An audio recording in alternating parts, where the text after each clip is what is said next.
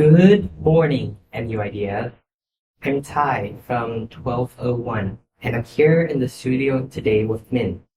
Oh, actually, no. She's sick today, so I'm here with Jane.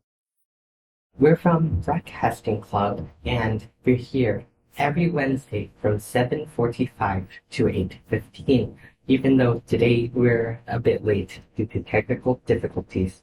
So sorry for that. Anyway, don't forget, tune in for your weekly content and entertainment. As always, as a reminder, if any teachers are listening at this point, we know that you are in a meeting right now. So feel free to switch off the PA system in your room. You can do that by using the neat little volume knob right next to one of your doors. By the way, if anyone's interested in contacting us, feel free to fill out the Google form in the line group and Homeroom Hub.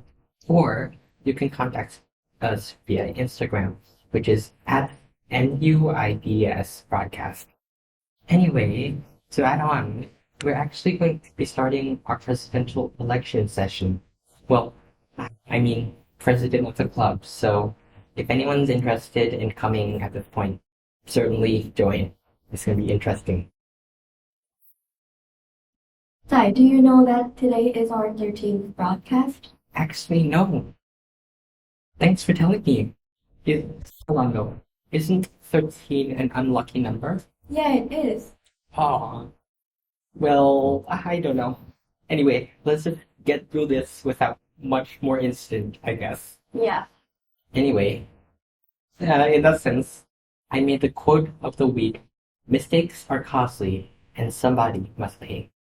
The time to correct a mistake is before it is made. The cause of mistakes are, first, I don't know. Second, I didn't think. And third, I didn't care. I think it's particularly relevant for our 13th episode and also relevant for our technical issues today. Anyway, that quote was by Henry H. Buckley, if you want to know. As the number 13 goes, it always has Earth. So today, our topic will be about aviation Earth. Sorry, aviation Earth. Yeah, it's correct already. That's right. Anyway, they're quite uncommon because of a variety of factors and so much protective influences on aviation. Because all the guys who fly planes and all of those who are maintaining them follow a strict protocol, strict regulations to ensure that no incidents happen. But even 1 in a million incidents happen, like the lottery. So we have to go through exactly why first, I guess. I want some food actually. What do you think? Yeah, I actually do want some food. Yeah, we'll get some after the show.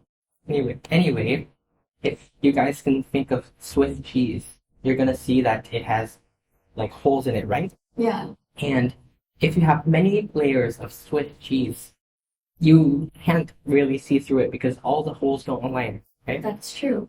But sometimes, in once in a million instances, the holes align. And in this case, if the holes align, you could say that it would cause an incident because the cheese in this analogy is the protective layers that are in place. There's hundreds of them, I believe.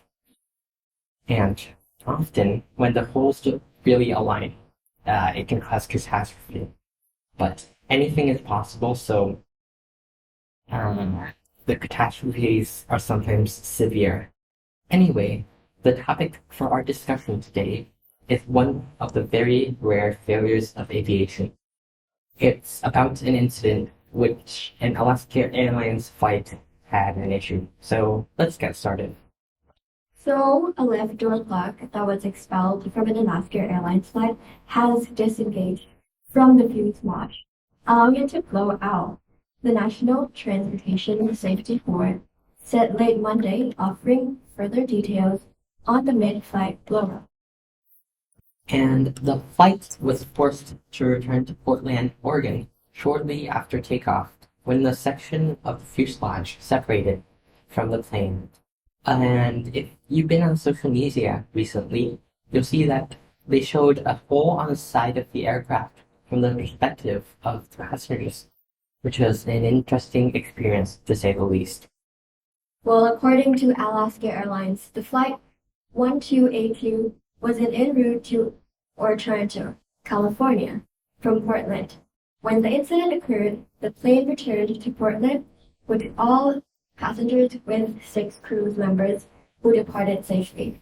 Oh, as a side note, it's actually in Ontario, but I can't pronounce it either, so yeah, that's not a problem. And deplaning is the action of just getting out of the plane.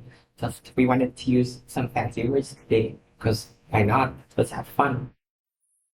And so the Federal Aviation Administration is now grounding approximately 171 Boeing 737 MAX 9 jets as a result of the incident. The required inspections will take around 4 to 8 hours, the FAA said in a statement on X, formerly Twitter. And that's another topic for discussion, I guess. Why Twitter became X, because it's an interesting story. But that's a topic for a later time. Next, I'm just going to read you a quote from the NTSB, or the American National Transportation Safety Board. This quote is about the plane in particular, so let's go. This emergency airworthiness directive was prompted by a report of an in-flight departure of a mid-cabin door plug. Essentially, that first sentence says that they announced a sudden emergency directive to get planes looked at because of the door which flew off.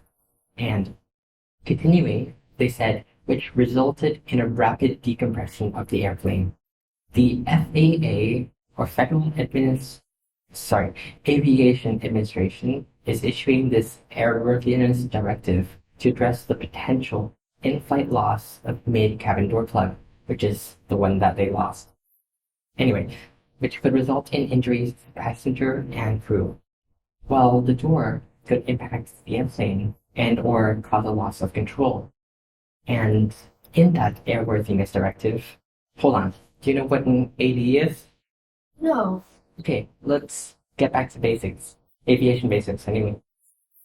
An airworthiness directive is, or commonly referred to as AD, is actually one of those things you see in an industry where they're focused on safety.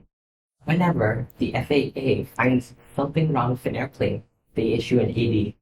Often, it's just a small thing, maybe like this fuel line needs to be replaced, or this engine cowling needs to be inspected.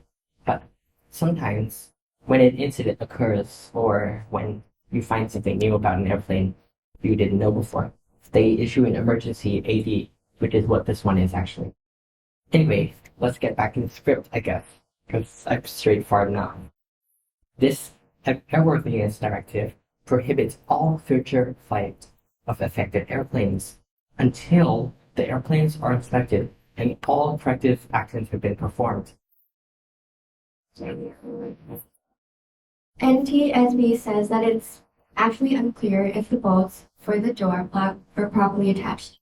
So like the missing door plug, which was discovered in the backyard of Portland on Sunday, is a key piece in the investigation of what happened during the flight. Yeah, interesting. But let me just add a figment of news actually that's interesting. The door plug was actually found in a teacher's backyard. It's interesting. Oh really? How did they find out that? The teacher actually called the NTSB through the police to get them to come here. And surprisingly, the door piece was intact, falling from 10,000 feet or something, and it's still in almost one piece. It's astonishing, actually. That's how strong airplanes are. That's a very interesting discovery by a teacher. Yeah. Okay, so, Monday night, the NTSB had a conference, and during that conference, an engineering firm, engineer from NTSB Aerospace, was actually here and said that it's uncertain if the bolts for the door plug were properly attached or had even been installed. This is quite a serious accusation which requires quite a bit more investigation, so I guess stay tuned for the official report.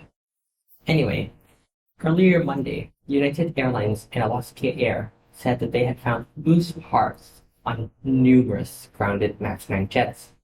But note that they're grounded, so you don't have to worry about that happening to one of your aircraft. Fortunately, I guess.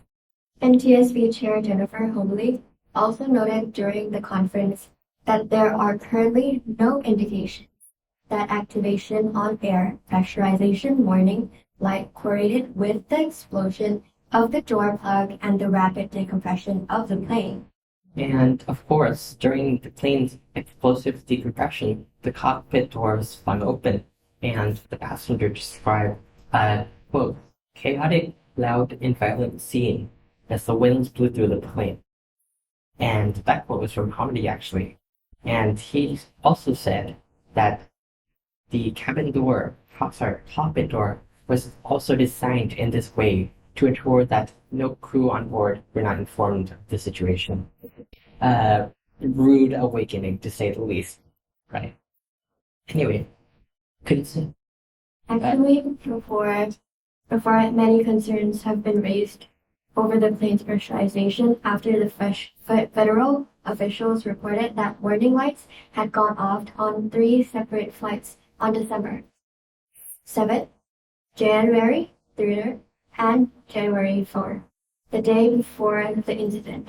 And another interesting tidbit over here is that they followed procedure to the letter. And I would say that this did not have much of a bearing on the incident personally in my analysis, but maybe you think different. Anyway, other than the NTSB, Alaska Airlines and Boeing are also investigating the incident separately. In a statement, the Alaska Airlines CEO Ben McCoy said, "My heart goes out to those who are on this flight. I am so sorry for what you have experienced. I'm also so grateful for the response of our pilots and flight attendants. We have teams on the ground in Portland assisting passengers, and we are working to support guests who are traveling in the days ahead." Okay. Anyway, Min Kui, am I reading that right? I'm not sure. Sorry. Anyway, he said that the airline is working with Boeing, the plane manufacturer, to understand what happened and exactly how it can be prevented. Alaska was reporting over 52 canceled flights, or about 7% of its schedules before 7:30 a.m. ET on Saturday. Eastern time, by the way. Anyway, it's the second high-profile aviation incident of 2024, coming just days after Japan Airlines plane struck a Japanese Coast Guard aircraft on the runway to Tokyo Haneda Airport.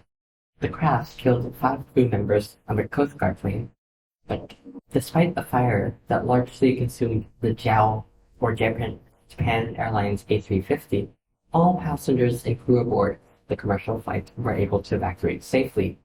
Well, my heart goes out to those who've been lost to aviation incidents, and it is my hope that all you guys stay safe and realize that the nature of the aviation industry is that mistakes don't happen a second time, hopefully. And that's it for today. We hope that, again, the content that we gave out will be useful to you. Thank you for listening, and see you next Wednesday. Goodbye.